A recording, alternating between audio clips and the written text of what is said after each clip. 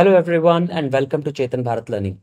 ਇਸ ਵੀਡੀਓ ਦੇ ਵਿੱਚ ਆਪਾਂ ਕਰਾਂਗੇ ਡੇ 5 MCQs which are related to Punjab's art and culture and post independence history. Let's start. ਸਭ ਤੋਂ ਪਹਿਲਾਂ ਆਰਟ ਐਂਡ ਕਲਚਰ ਦੇ ਨਾਲ ਰਿਲੇਟਡ ਕੁਝ ਕੁਐਸਚਨਸ ਦੇਖਦੇ ਹਾਂ ਜਿਹਦੇ ਵਿੱਚ ਆਪਾਂ ਜੋ ਨਵੇਂ ਏਰੀਆਜ਼ ਐਡ ਕੀਤੇ ਨੇ ਜਿਵੇਂ ਕਿ fairs and festivals, dances, ornaments et cetera ਇਹਨਾਂ ਦੇ ਉੱਤੇ ਆਪਾਂ ਕੁਐਸਚਨਸ ਦੇਖਦੇ ਹਾਂ। ਫਸਟ, ਕੰਸੀਡਰ ਦ ਫੋਲੋਇੰਗ ਸਟੇਟਮੈਂਟਸ ਤੇ ਇਹਦੇ ਚ ਆਪਾਂ ਇਨਕਰੈਕਟ ਸਟੇਟਮੈਂਟ ਦੱਸਣੀ ਹੈ। The Kila Raipur Sports Fair, also known as Pendu Olympics, was started in 1933 by Inder Singh Garewal in Ludhiana. ਬਿਲਕੁਲ ਠੀਕ ਹੈ ਜੀ। ਰੂਰਲ 올림픽ਸ ਵੀ ਇਹਨੂੰ ਕਹਿੰਦੇ ਆ। The Patiala Heritage Festival is celebrated in March at the Kila Mubarak complex. It is actually celebrated in the month of February, not in the month of March. ਇਸ ਕਰਕੇ second statement गलत हो जाती है। Hence the answer should be 2 only. Second question, consider the following statements and tell the correct one. Hari Vallabh Sangeet Mela या संगीत सम्मेलन is the oldest fair of Hindustani classical music in the world. एक keyword ਇੱਥੇ ਬੜਾ important ਹੈ, Hindustani classical music. ਇੱਥੇ ਹਿੰਦੁਸਤਾਨੀ ਦੀ ਜਗ੍ਹਾ ਜੇ ਕਾਰਨੈਟਿਕ ਪਾ ਦਿੱਤਾ ਗਿਆ ਹੁੰਦਾ ਤਾਂ ਵੀ ਇਹ ਗਲਤ ਹੋ ਜਾਂਦਾ, because Carnatic music is in the southern part of India, not in the north. ਤੇ ਇਹ ਕਲਾਸੀਕਲ ਮਿਊਜ਼ਿਕ ਹੈ, ਬਿਲਕੁਲ ਠੀਕ ਹੈ ਜੀ। And it is the oldest in the world, started in 1875 in Jalandhar. ਇਹ ਸਾਰੇ ਕੀਵਰਡਸ ਨੇ, ਇਹਨਾਂ ਦੇ ਵਿੱਚੋਂ ਕੋਈ ਵੀ ਜੇ ਇੱਕ ਗਲਤ ਹੋ ਜਾਂਦਾ ਤਾਂ ਪੂਰੀ ਸਟੇਟਮੈਂਟ ਗਲਤ ਹੋ ਜਾਏਗੀ, ਬਟ ਇਹ ਸਾਰੀ ਸਟੇਟਮੈਂਟਸ ਕਰੈਕਟ ਨੇ। The Kapurthala heritage festival is held at Devi Talab temple in Jalandhar. No, it is not. Jalandhar ਦੇ ਵਿੱਚ ਕਿਉਂ ਹੋਏਗਾ? ਕਪੂਰਥਲਾ ਦੇ ਵਿੱਚ ਹੋਏਗਾ। So it is incorrect statement. Kapurthala ਦੇ ਵਿੱਚ ਜਿਹੜੀ ਜਗ੍ਹਾ ਦੇ ਉੱਤੇ ਕਪੂਰਥਲਾ ਹੈਰੀਟੇਜ ਫੈਸਟੀਵਲ ਹੁੰਦਾ ਹੈ, the name of that palace is Jagatjit palace. Interestingly Maharaja Jagatjit Singh was the of course the Maharaja of Kapurthala ਰਿਆਸਤ। ਤੇ ਜਦੋਂ ਪੈਪਸੂ ਕ੍ਰੀਏਟ ਹੋਈ ਸੀ, Patiala and eastern Punjab states union, ਤਾਂ ਉਹਦੇ ਵਿੱਚ ਪਟਿਆਲਾ ਵੀ ਸੀ, ਕਪੂਰਥਲਾ ਵੀ ਸੀ। Patiala being the largest state, ਉਹਦੇ ਮਹਾਰਾਜਾ ਜਿਹੜੇ ਸੀ ਉਹ ਰਾਜ ਪ੍ਰਮੁੱਖ ਬਣੇ, who was Maharaja Yadavindra Singh. And Kapurthala being the second largest princely state out of the PEPSU, ਉਹਨਾਂ ਦੇ ਮਹਾਰਾਜਾ ਜਗਤਜੀਤ ਸਿੰਘ ਜਿਹੜੇ ਸੀ ਉਹ ਉਪ ਰਾਜ ਪ੍ਰਮੁੱਖ ਬਣੇ ਸੀ। ਤਾਂ ਉਹਨਾਂ ਦੇ ਨਾਮ ਤੇ ਹੀ ਇਹ ਪੈਲੇਸ ਹੈ, ਜਗਤਜੀਤ ਪੈਲੇਸ, ਜਿੱਥੇ ਕਿ ਕਪੂਰਥਲਾ ਹੈਰੀਟੇਜ ਫੈਸਟੀਵਲ ਕੰਡਕਟ ਕੀਤਾ ਜਾਂਦਾ ਹੈ। ਸੋ ਇਹਦੇ ਵਿੱਚ ਪੁੱਛੀ ਗਈ ਹੈ correct statement 1 only, A is the answer. Consider the following statements and tell the correct one. Bhangra, the most famous dance of Punjab, originated in Sialkot, which is in modern day Pakistan. Correct ਹੈ ਜੀ, ਸਿਆਲਕੋਟ ਦੇ ਵਿੱਚ ਭੰਗੜੇ ਦੀ origin ਮੰਨਿਆ ਜਾਂਦਾ ਹੈ। Gatka is a martial art dance, correct, attributed to Guru Gobind Singh ji. Not to Guru Gobind Singh ji, to 6th Guru, Guru Har Gobind ji. Because 6 ਦੇ ਵਿੱਚ ਜਿਹੜੀ ਮਿਲੀਟਰਾਈਜੇਸ਼ਨ ਸ਼ੁਰੂ ਹੋਈ ਸੀ ਉਹ 6th ਗੁਰੂ ਜੀ ਤੋਂ ਸ਼ੁਰੂ ਹੋਈ ਸੀ, ਬਿਕਾਜ਼ 5ਵੇਂ ਗੁਰੂ ਜੀ ਦੀ ਸ਼ਹਾਦਤ ਤੋਂ ਬਾਅਦ ਸਿੱਖਾਂ ਨੇ ਹਥਿਆਰ ਚੱਕੇ ਸੀ। And 6th Guru ji, Guru Hargobind ji, gave the concept of Miri Piri as well, established Akal Takht as well, and started gatka as a martial art dance to strengthen the Sikhs. ਇਸ ਕਰਕੇ ਗੁਰੂ ਗੋਬਿੰਦ ਸਿੰਘ ਜੀ ਨਹੀਂ, ਗੁਰੂ ਹਰਗੋਬਿੰਦ ਜੀ ਹੋਣਾ ਚਾਹੀਦਾ ਸੀ। ਸੈਕੰਡ ਸਟੇਟਮੈਂਟ ਇਜ਼ ਇਨਕਰੈਕਟ, ਤਾਂ A should be the answer.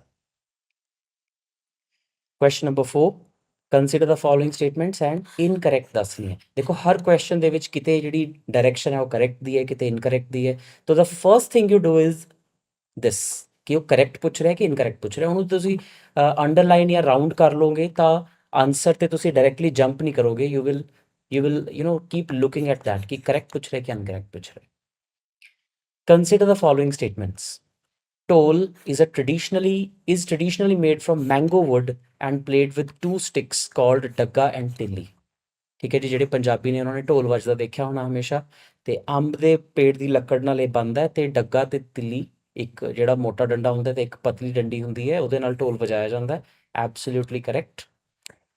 The rabab is a folk percussion instrument of Punjab commonly played during bhangra.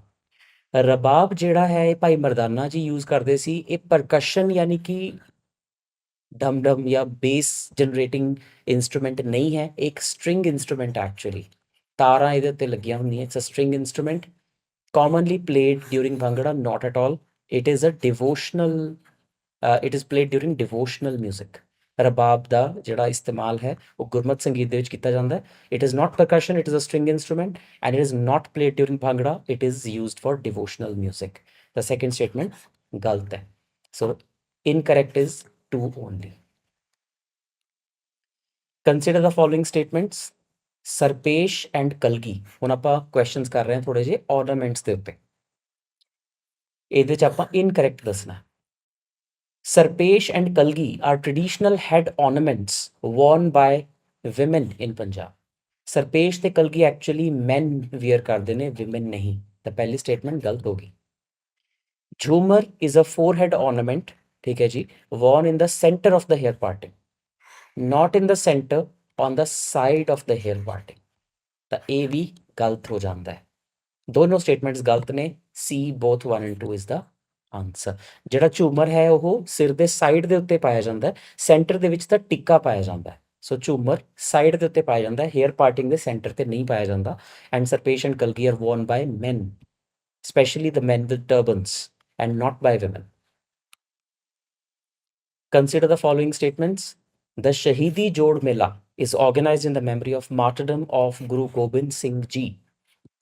No. Actually ਸ਼ਹੀਦੀ ਜੋੜ ਮੇਲਾ ਗੁਰੂ ਗੋਬਿੰਦ ਸਿੰਘ ਜੀ ਦੇ ਸਾਹਿਬਜ਼ਾਦਿਆਂ ਦੀ ਸ਼ਹੀਦੀ ਲਈ ਲਗਾਇਆ ਜਾਂਦਾ ਹੈ, ਨਾ ਕਿ ਗੁਰੂ ਗੋਬਿੰਦ ਸਿੰਘ ਜੀ ਦੀ ਸ਼ਹੀਦੀ ਲਈ. ਤਾਂ ਪਹਿਲੀ ਸਟੇਟਮੈਂਟ ਗਲਤ ਹੋ ਜਾਂਦੀ ਹੈ, ਇਹਦੇ 'ਚ ਆਪਾਂ ਨੂੰ ਕਰੈਕਟ ਪੁੱਛੀ ਹੋਈ ਹੈ. ਓਕੇ, ਦ ਮਾਗੀ ਮੇਲਾ, ਮਾਗੀ ਦਾ ਮੇਲਾ ਕਮੈਮੋਰੇਟਸ ਦਾ ਸੈਕਰੀਫਾਈਸ ਆਫ 40 ਸਿੱਖ ਮਾਰਟਰਸ. ਠੀਕ ਹੈ ਜੀ, 40 ਮੁਕਤਿਆਂ ਦਾ ਮੇਲਾ ਜਾਂ ਮਾਗੀ ਮੇਲਾ ਇੱਕੋ ਗੱਲ ਹੈ. ਹੂ ਰੀਜੋਇਨਡ Guru Gobind Singh ji and ਫੌਟ the Mughal army. Correct.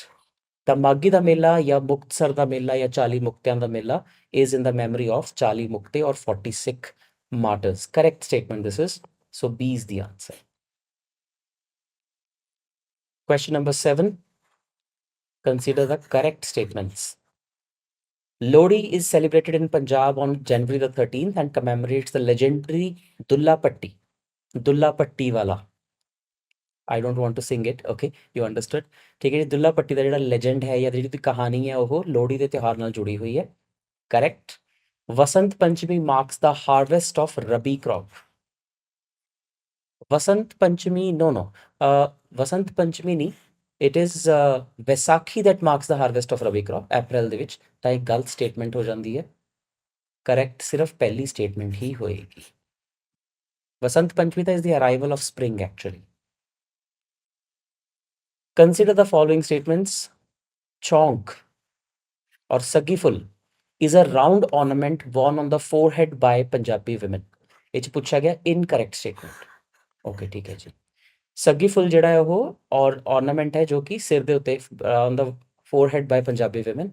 Correct. Damni or Dawni is a fringe style ornament that hangs over the head and is often seen in a bride's attire. ਬਿਲਕੁਲ ਠੀਕ ਹੈ ਜੀ. ਇਨਕਰੈਕਟ ਸਟੇਟਮੈਂਟ ਦੋਨਾਂ ਦੇ ਵਿੱਚੋਂ ਕੋਈ ਵੀ ਨਹੀਂ, ਦੋਨੋਂ ਕਰੈਕਟ ਨੇ. ਤਾਂ neither 1 nor 2 is incorrect, hence both are correct. On dances कुछ questions देखते हैं. Consider the following statements and you have to tell the correct ones. Gidda is a clap dance mostly performed by women.